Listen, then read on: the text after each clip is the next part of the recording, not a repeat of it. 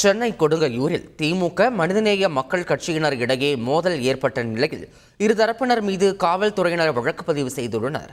அரசின் நலத்திட்டங்களுக்கான படிவங்களை பூர்த்தி செய்வதற்காக திமுகவைச் சேர்ந்த 2 பெண்கள் சென்றபோது மனிதநேய மக்கள் கட்சி நிர்வாகி அஸ்லம் என்பவர் படிவத்தை கிழித்ததாக கூறப்படுகிறது. இதனால் அஸ்லம் வீட்டிற்கு திமுக வட்ட செயலாளர் ஹரிதாஸ் சென்று தகராறு செய்ததாக தெரிகிறது. இதில் அவர் காயமடைந்தார். இந்நிலையில் மனிதநேய மக்கள் கட்சி நிர்வாகிகள் காவல் நிலையத்தில் புகார் அளிக்க சென்றபோது இருதரப்பினர் இடையே வாக்குவாதம் ஏற்பட்டது. இதையடுத்து இருதரப்பினர் மீதும் காவல்துறையினர் வழக்கு பதிவு செய்தனர்.